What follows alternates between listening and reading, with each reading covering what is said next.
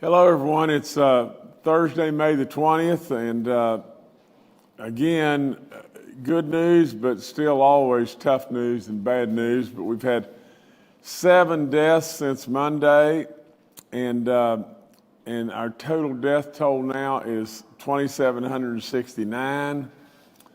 I ask you over and over and over to make sure that these people don't just become a number. The 2,763rd death is an 87-year-old female from Jefferson County. The 2,764th death, a 60-year-old male from Berkeley County. The 2,765th death, a 36-year-old male from Webster County. Our 2,766th death, a 72-year-old male from Kanawha County. Our 2,767th death, a 67-year-old female from Raleigh County. Our 2,768th death, a 49-year-old female from Kanawha County. And our 2,769th death in West Virginia is a 71-year-old male from Mercer County. The numbers are 301 new positive cases. The positivity daily rate is at 4.27%. Our cumulative stayed the same at 5.12. Our active cases are down significantly. They're 5,892, and our recovered cases are 150,789 West Virginians have recovered from this dreaded killer. We have 221 patients hospitalized in West Virginia and 80 patients in the ICU units. And now we have still one county, but now it's Nicholas County. Hampshire County has come out of the red, but Nicholas County's in. I remind you all the time, if you're 65 years and older, if you have any kind of symptom at all, you should get tested immediately, and our antibodies could very well save your life. Vaccines are now, available to all West Virginians 12 years of age and older, and the vaccines are free, and we surely encourage people to get your vaccination. Please do. From the standpoint of our 12 to 15-year-olds, we have 15 county school systems that are scheduled to hold clinics this week, and all these clinics will offer vaccines to all eligible West Virginians, including other students, parents, and educators, or whomever would show up. We'll vaccinate anyone if they come to these clinics. We have a total of 78,000 12 to 15-year-olds in West Virginia, and we want to get a great big percentage of them, vaccinated. Our young people that are 16 to 35, I am again calling upon all West Virginians to help us with those people, to help us to get those people across the finish line and get the numbers of them vaccinated really high, because we need that. We found that they are real transmitters of this tremendous disease, and we got to have their help and get them vaccinated. Our savings bonds and gift cards. Now, this one is really important too, but today we are opening registration for our savings bond / gift card program. All West Virginians ages 16 to 35 years of age that chose to get a vaccine will have a choice of either a $100 savings bond or a $100 gift card. These will be retroactive, meaning that all West Virginians that have gotten the shots and gotten the vaccine that are aged 65 to 35, will also receive this savings bond or gift card at their choosing. To get the savings bond or the gift card, go to my website. It's right there. And it's governor.wv.gov. You see it right there? Please, please, please go right there. We'll send you something really nice. We'll send you a $100 savings bond, or we'll be sending you the gift card, $100 gift card, and everything. We really appreciate you getting vaccinated. Not only are you picking up a few extra bucks here, but you may very well have saved your life or saved others, and we're going to continue with this program. And absolutely, we want all the 16 to 35-year-olds to get vaccinated. We need you to get vaccinated right now. Okay, our vaccine distribution update, we're 83.3% for first and second doses so far this week and everything. Our goal is always 100%.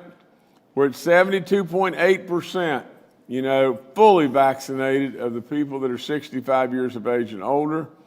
We're at on our total population, we are now 45.5% fully vaccinated, and we know it kind of dropped down. And the reason it dropped down was because we added the 12 to 15-year-olds, and we're at 55% that have received one dose. Our Saving Our Wisdom, program where we're working really hard to try to get to 85% of our 65-year-olds. We're at 81.9%. That's fabulous and everything. So we're really doing great right there. On our 50 to 65-year-olds, our goal is 75% there. And if you are 65 years old and you're still waiting for a vaccine, please call us. We'll get it to you immediately and everything. And the other thing is, our goal is to get to 65% of our total eligible population. This is a nice announcement too. Today I am announcing that we are ready for the full reopening of all our West Virginia senior centers. The Bureau of Senior Services will be issuing safety guidelines later today. We want them to follow all the guidelines and do so safely, naturally.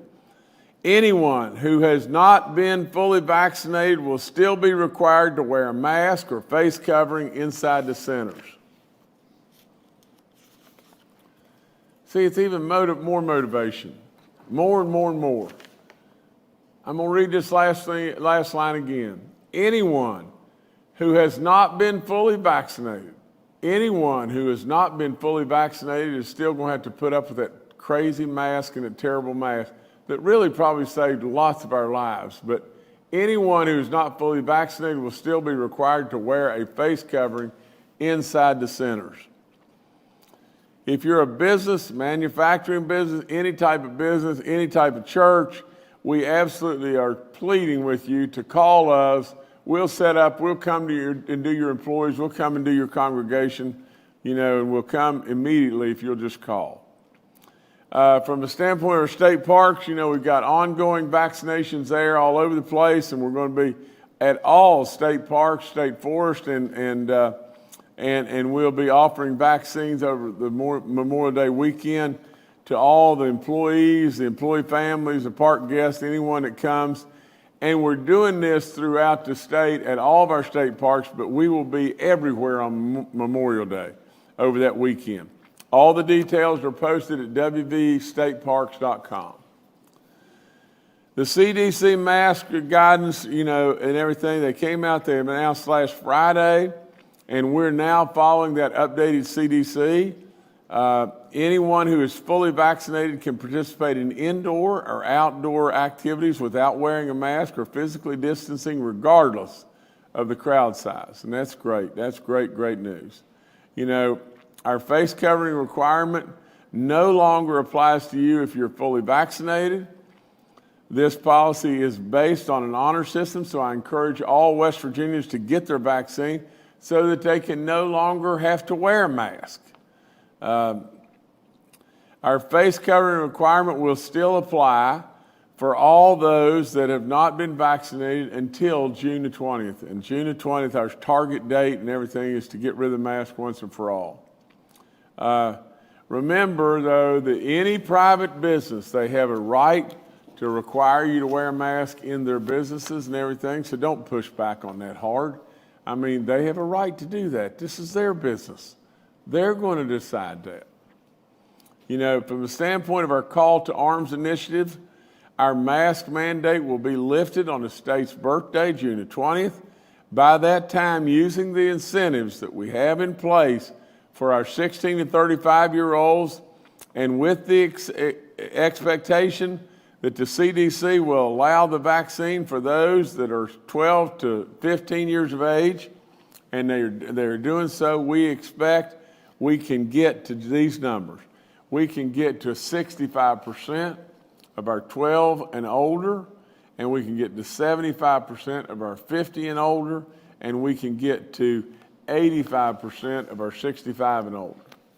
So with the CDC giving us that go, you know, we've got some more work to do because we've got 78,000 that was just added to our eligible folks, and we got to get their number way up, and we got to get it way up quickly and everything. So 12 to 15s, we need y'all to step up right now and talk to your parents. We need a guardian signature and everything to get you that shot, but I think that's going well, and maybe we can talk a little bit, with our experts, about that in just a few minutes. From a standpoint of getting tested, it's still all free. I encourage it in every way. All of our information is up on my website. Again, we thank Walgreens, we thank Frith for all they've done. They've been fabulous beyond belief. Our long-term care facilities, we have 16 outbreaks there. We have 7 in our churches in 4 counties. That's Greenbrier, Hardy, Nicholas, and Wetzel counties. We got to tighten that up just a little bit too. We were really fabulous there, and we've lost a little bit of our momentum there. We're down to 4 inmate cases and 3 staff cases. It's phenomenal. Absolutely, corrections, what a job, all through everything that they've done. And I tell you all the time about giving blood and giving, plasma, that saves lives. And if you have had the blessing from God above and everything, and you've gotten through this and everything, I really, really, really ask you to consider giving blood. From a standpoint of the unemployment benefits and everything, last Friday I announced that we will end all federally funded pandemic unemployment compensation programs in West Virginia effective June the 19th at midnight. West Virginians have access to thousands of jobs right now, and we need everyone back to work. We're a work society. That's what founded this country. We got to get you back to work. Our small businesses and economy absolutely depend on it. This will also include the additional $300 weekly payment as well as the benefits for the self-employed. Any weeks filed before June the 19th that are eligible under the federal program requirements will continue to be processed. Workforce West Virginia stands ready to help West Virginians return to the workforce. Okay, your bonus payments and everything, we're still working on that with businesses and everything, and seeing how many dollars that we have that we can put towards this and everything in West Virginia. We do not have that finalized yet. We were talking about maybe doing a match between a business doing $500 and us do $500 at the state level, give people $1,000 to incentivize them to get them back to work. That's great. But that, to me, is laying too much of a burden on our small businesses, and we're working that. We don't have that finalized yet. Here's a good deal. Our April unemployment numbers, I'm sure you know by now, came in at 5.8%. The national average is 6.1%. West Virginia is still kicking butt there and doing really good. The number of unemployed state residents decreased by 1,500. But there's still unemployed 45,800 people in West Virginia. The total employment was up by 1,700 in the month, and all that's good, but we still got a ways to go there. We still got a lot of folks that we can get back to work. This is a neat thing, our road bond sale. On Tuesday, the state of West Virginia sold the last $200 million of the general obligation state road bonds. And generated, get this, we generated on that $200 million of sale, $262.5 million. Now, we have a premium. We get extra money. We have a premium of $62.5 million, that we can use for new highway bridges or new highways, secondary road, construction projects. We can use it for anything. The premium rate was achieved in this sale marks the highest premium rate of any of the state's road bond packages to date. Now think about that. Now the thing that I'm the most proud of is just this. I've told you over and over I'm a business guy. I'm not a politician, but I'm a business guy. And really, a lot of my advisors came to me and said, Governor, because interest rates have risen a little bit, and because with all the uncertainty that's out there about West Virginia and what West Virginia's doing, we even had a level of uncertainty about, the personal income tax, tackling the personal income tax. And so, Governor, with all that, we think we would be best suited on this last $200 million if we went to a private sale. In other words, we weren't exposed. We went to a marketplace to where we could basically dictate what would happen. And in doing so, we would not be exposed. But naturally, you wouldn't get the best deal. You wouldn't get any kind of great deal because, you would have gone into an area that would have been super, super conservative because you're afraid. You're afraid really of what Wall Street and what the world thinks about West Virginia. And that's what we got. Say it or not, and believe it or not, really, whether it be Prague or whatever it may be, we had folks that were vapor locked because they were worried about how the market would perceive West Virginia. Now, there are points in time when I've got to be the governor, don't I? And there's points in times when I've got to be the boss, and I've got to make the toughest decisions. And in this situation, I'm going to tell you just straight up, the decision was easy for me.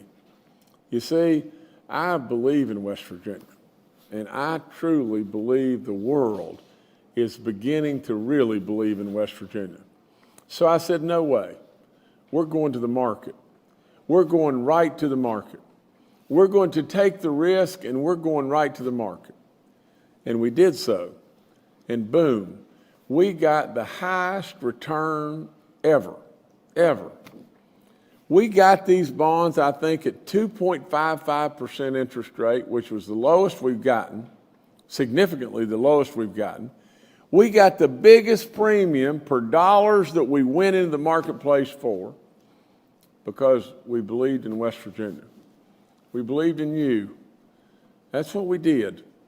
That's a decision I had to make because I know just how good you are. And I know how this state is really moving. So I congratulate everyone. I'm tickled to death we went to the market, and I still believe in this great state in every way, and the market reflects just that. They believe in us too. And when you're hearing that all across the land, I mean, come on, let's go. We don't need to walk around with our head down anymore. We need to walk around with our head up and happy about who we are. And so I loved it. I loved it when the market just stepped up and showed all of us, just how good we really are. I knew it would happen. And lo and behold, boom, it happens and everything. We got $62.5 million extra money. Absolutely, we have got the best bond success in this whole Roads to Prosperity program that you could possibly have. I mean, good stuff. Now, I've got two other things. I'm going to save this one to the last. We got everybody in the world's birthday today, but General Hoyer's birthday today, he's 118 years old now, and I don't know why he's hanging on, but he just keeps hanging around, and we keep putting up with him. But nevertheless, I hope he's got his sweater vest on today, but I haven't seen him yet and everything, but no, he doesn't. He looks all spiffy and everything. I mean, for 118, look at that pace.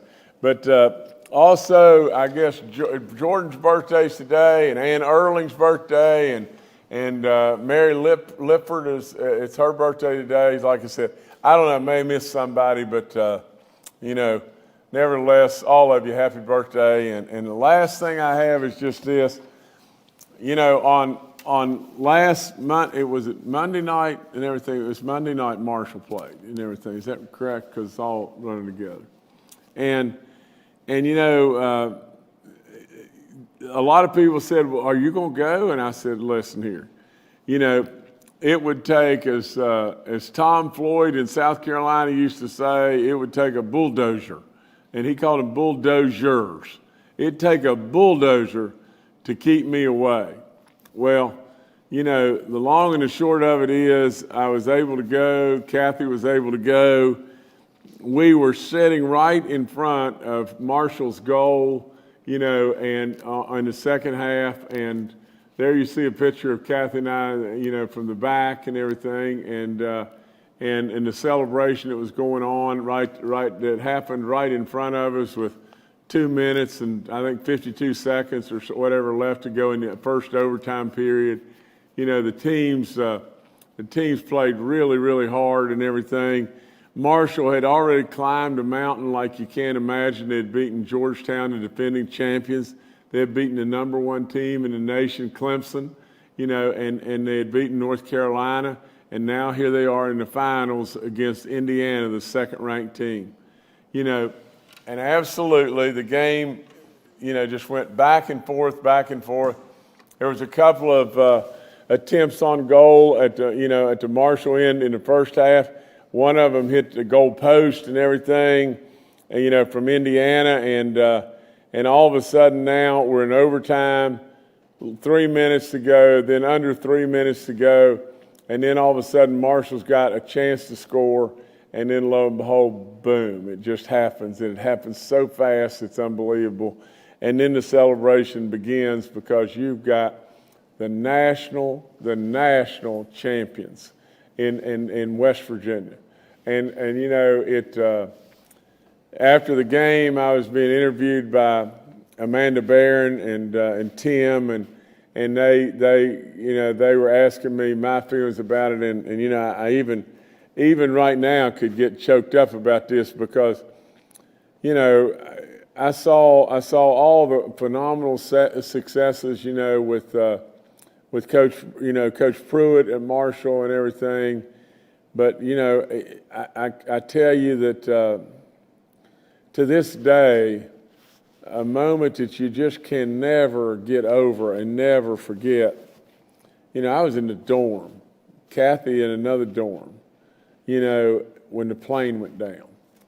And a lot of really good friends. Keith Morehouse was speaking to Amanda and Tim on the air when I walked up and everything. And Keith Morehouse's dad was on that plane. A great, great friend of our entire family, Gene Morehouse. And it was really good. Really, really, really good. And so I can't be more congratulatory. I loved it to death. Any success that comes and puts the spotlight on West Virginia is so good. And so we're all proud. Every one of us is proud. And maybe I was a little wrong on the timing on the kick that went in. I think it was a minute and 50 seconds or something like that. But what a night and everything, and it's really good. It's just a real honor for me to be able to be there and representing West Virginia. And my goodness, I was one proud puppy. That's all there is to it. So anyway, that's all I got right now. All right, thank you, Governor. Let's first today go to retired Major General Jim Hoyer, the director of our Joint Interagency Task Force. As the governor pointed out, we continue to make really strong progress, particularly 50 and above.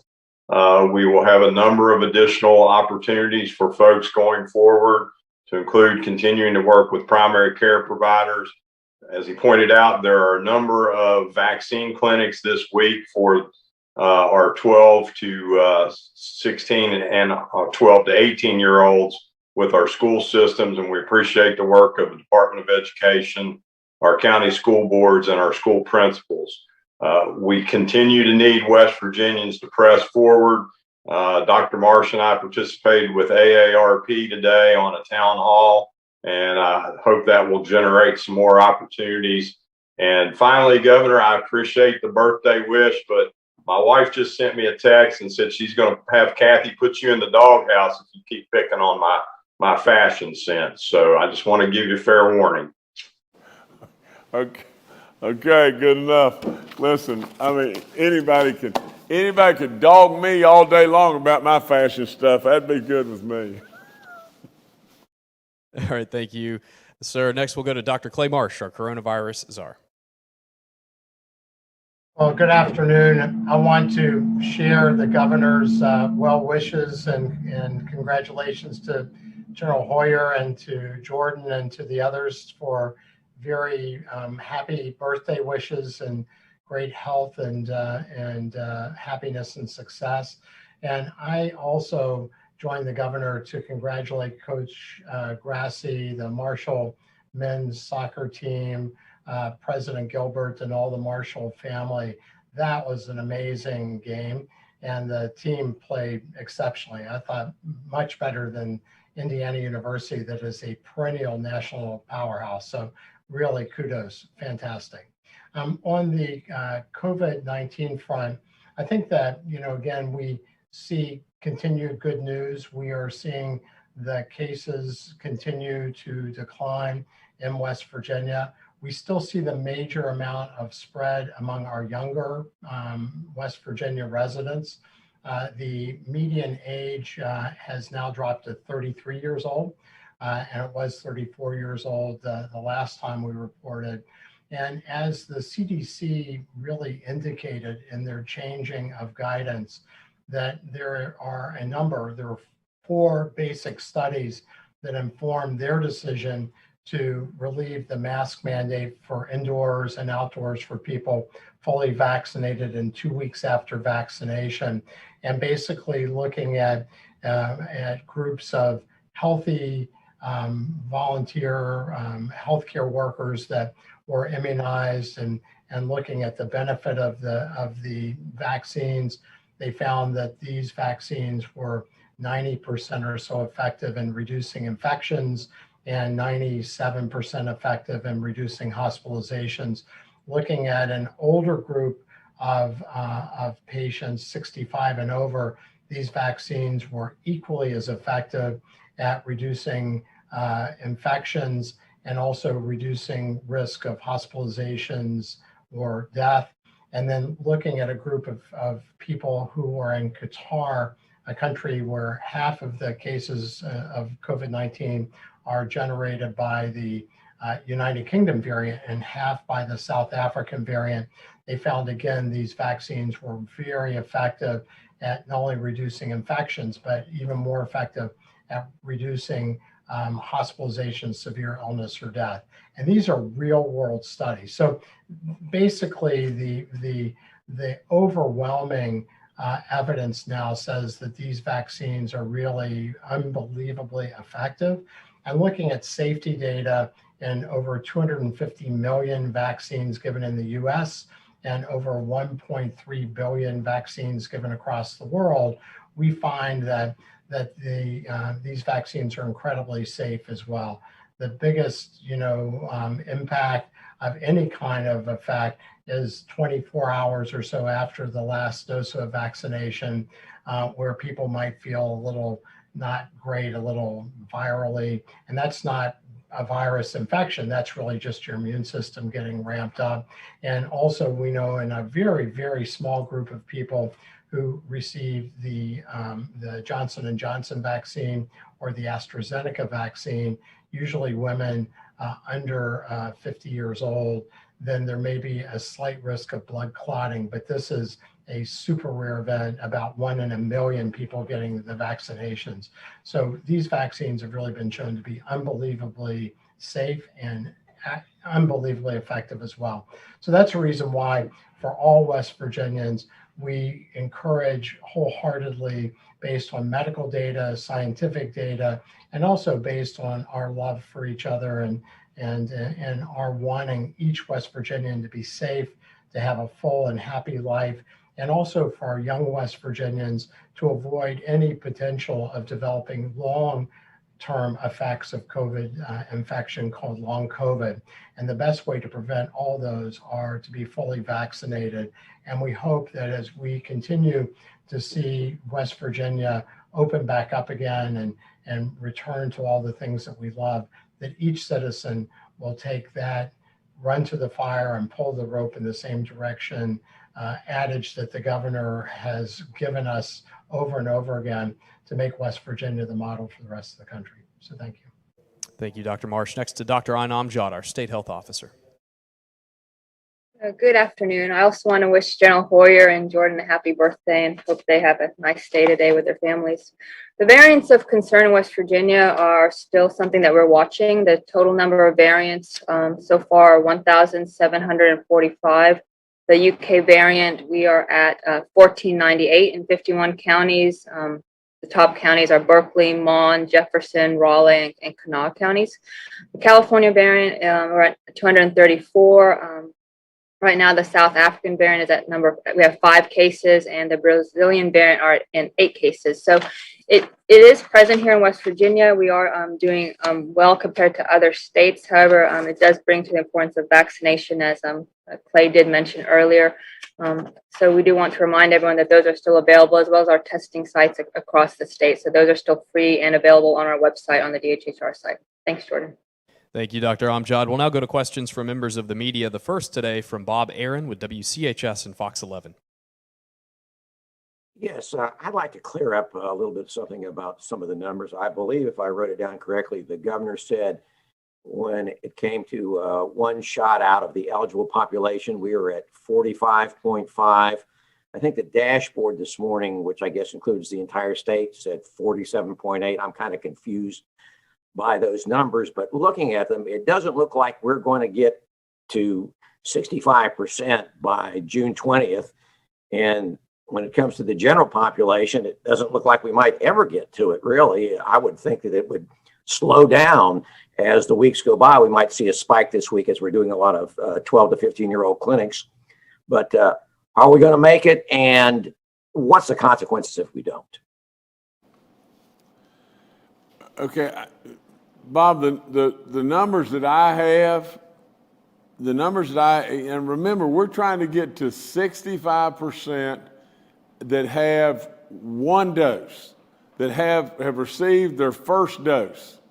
Now, and the numbers that I have, we are at 45.5% fully vaccinated, but that's not the number we should be dialed into at all. We're at 55% that have received at least one dose. And that number got pulled down a little bit because when we brought in 78,000 that hadn't had any doses, 12 to 15-year-olds, it's going to take a little while for us to catch up on that. But that number is at 55% right now. We're going to be really close to the 65 on June the 20th if we keep on moving the way we're going. And General Hoyer's got a lot more of the details, but General, if you could go, please. Yes, sir, Governor. So, Bob, as the Governor pointed out, our 3 benchmarks are 65% of the eligible age population, 75% of the over 50 population, and 85% of the over 65 and above. So we are well on target path to the 50 and above and the 65 and above.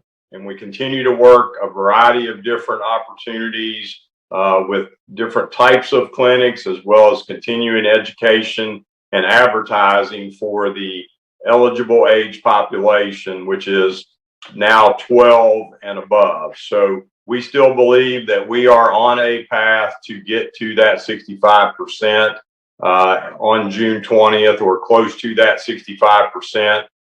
It's still going to take a lot of work, but we still believe that we are on the right trajectory based on the data analytics that we do every day and the work that the team does to model that. All right, thank you, Bob. Next to Charles Young with WV News. Hi, this is Charles Young with WV News. Governor, I wanted to ask about the Savings Bond gift card incentive.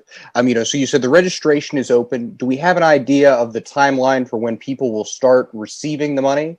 And when you say, when we say receive, are these going to be sent out via the mail, or is this some kind of electronic transfer? And now that we have all the details done, do we have an overall price tag? I know you'd given us an estimate before. Is that the same now that we've gotten it all locked down? Thank you.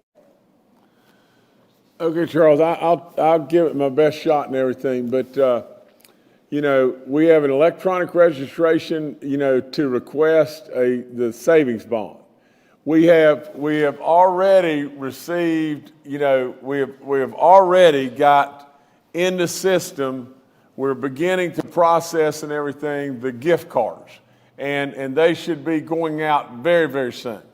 From the standpoint of the numbers and what it will be, what the total cost will be, I still project the total cost is going to fall somewhere around $20 million. But I think we still got a ways to go. The last check that I think we're somewhere now. Don't hold me exactly to this, but we can get you that number and get you a better number. But I think we're probably right now at the level of total vaccines given to our 16 to 35 years of age, probably somewhere around 130,000. And if we're around 130,000, that's 13 million that's going out the door. And the other thing it'll do, it's dollars that will go out the door and stimulate our economy some. It's a great keepsake and all that from the standpoint of our savings bonds. People that get in the gift card and everything, are absolutely going to be spending those dollars, and that'll help us in our economy and our small businesses. So I think those numbers are close. Don't hold me to that 130,000. I think we're really close on that, but we're going to keep on, getting them vaccinated. All right, thank you, Charles. Next to Mark Curtis with Nexstar Media. Good afternoon, everyone. Happy birthday, General Hoyer, who's now 2 years younger than me, and Jordan, who's probably half my age. Of course, the governor and I both had birthdays in the last week, too. So a lot of good Taurus people born in the month of May.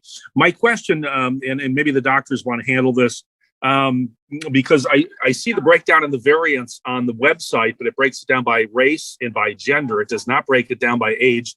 And I know the younger people are the most vulnerable. So can you give us a general ballpark sense of who is getting the variants and what you're doing to really get the word out that these folks need to, they really need to get vaccinated because they're most vulnerable to the variants? Okay, Dr. Marsh and Dr. Amjad, this is for you guys, please. Do you want me to start, or you want to go first? Okay, so thank you, Mark. We know that the majority, the biggest group to spread the variants is in our 20 to 29-year-old age group. And if we look at the most common age group to spread the virus in general, is our 10 to 19-year-old age group. So that 10 to 29-year-old age group is really the group that we are most focused on to try to reduce the transmission. And remember that the virus can only replicate when it is infecting somebody. So the virus cannot continue to mutate, to make genetic mistakes as it replicates, because it's a messy virus. It doesn't do things really precisely. And as those genetic changes, as the virus replicates, add up and gives the virus a beneficial effect at having an easier time infecting people or being able to evade the immune system better, then that virus becomes a variant. So we are very, very concerned about the potential that not only in West Virginia, but around the country and the world, that the more unvaccinated people we have, the more they act as reservoirs for the virus to continue to mutate and to introduce new variants.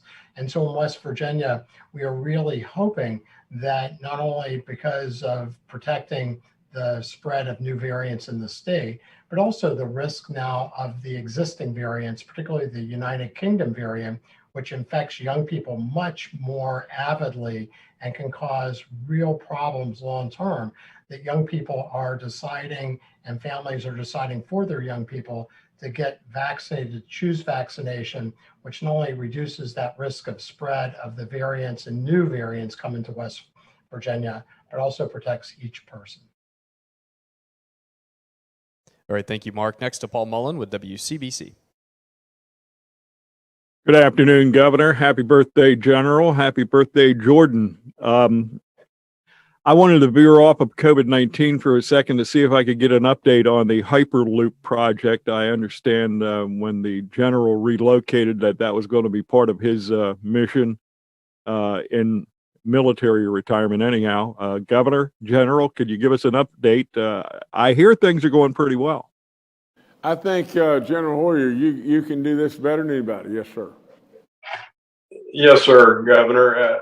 And as you know, Paul, we continue to make progress with the Hyperloop team. There are a number of initiatives going forward about the possibility of how that might play in infrastructure development as it's discussed within the Congress. We are working with the landowners on the work that needs to be done related to the site for the center, as well as the test track going forward. So progress continues to move forward. Hyperloop is still strongly committed to its West Virginia efforts going forward, and I think probably within the next couple of months we'll see more activity moving forward. All right, thank you, Paul. Next to Brad McElhenney with West Virginia Metro News. Hi, Governor. Happy birthday, everyone. On the unemployment issue, expanded unemployment. Governor, you've talked about two groups of people. You've said, I'm not talking to someone who is out there really struggling, really trying to get back to work. But you've also said, I am talking to the people out there who have decided to be able to take the bonuses from the federal government and to just ride along. And what I wonder is, when you talk about West Virginians, how can you determine how many people are in each group? Wouldn't the policy apply to all? Thank you. Brad, the policy's got to apply to all. And you know, and all I can say is just this. That's why we're trying to work on a bonus program and everything that we'll be coming out with as soon as we get the wrinkles out of all the thing and everything, to where we can, you'll have to reward all again, but absolutely, the most concern I always have is someone that's genuinely really trying. You know, the problem, you know, with any, you know, I can remember a long time ago, you know, I was at the National Corn Growers Convention, and they just come out with a new farm program. And the guy that was at that time head of the USDA was presenting the new farm program. Now, the National Corn Growers Association doesn't sound like much in West Virginia, but it is a gigantic organization. I mean, a gigantic organization. Now, in all that, we were there, and I can't recall, you know, if it was in Kansas City or wherever it was, long time ago. And the head of the USDA stood up and said, well, today we announced, you know, our national program, our national farm package and everything. And we know that there'll be some that will be out even tonight trying to game the program, you know. Now, that's what we know is happening with some. Well, that's not good. We need those people back to work. You know, the problem is you've got still people that are really trying, that we want to still extend a helping hand to in every way. And that's where it gets dicey, and that's where it gets difficult. And that's why we're trying to come up with a bonus program if we can. And on top of all that, we absolutely have job opportunities for everybody. And we have people that are calling us nonstop, whether it be construction or trucking or whatever it may be, you know, from restaurants and all of our small businesses all across the land. They can't get people. And if they can't get people, their business can't function, and they can't function properly. So we've got to find a way to get our folks that are in West Virginia back to work. So that's the whole problem and the whole deal. And so, Brad, the wages are good about people going back to work, and we've got real live competition for workers today. And when competition exists in this great country, you know, then wages move up and all kinds of good things start to happen, because that's our foundation of this country. that competition is what drives us. And so, I hope and pray that those people will go back to work and get a better job, get a good job, and help the small businesses, and help their families, and help themselves. All right, thanks, Brad. Next to Mark Cram with WDVM. Good afternoon, everyone. Going back to the resumption of the Johnson & Johnson vaccine, I'm wondering how that's being received. And if you could also please confirm that individuals have the option of choosing which vaccine they prefer. Quite a change from when this all started, and it was basically take whatever's there and move on. But we're in an obviously much better place now. So how is the Johnson & Johnson distribution going? Do you still find some individuals hesitant to use it? Dr. Amjad, this is you. Sure, Mark. To answer some of your questions, it is still an option as long as the facility has it, but you can request, which one you do prefer to answer that question. We do still have a lot of people asking for the Johnson & Johnson because it is, one shot and done. So I don't think, we do believe that people who did not want the vaccine before, that deterrent was still there when it was paused on the Johnson & Johnson, because we are still seeing people request it at various locations. So we have not noticed any difference in that. So because it is one shot and then, the 2 weeks afterwards, you're having some protection. So we haven't seen that, but you can request it and see which one you want. We have plenty of vaccines available in all locations right now. Thanks.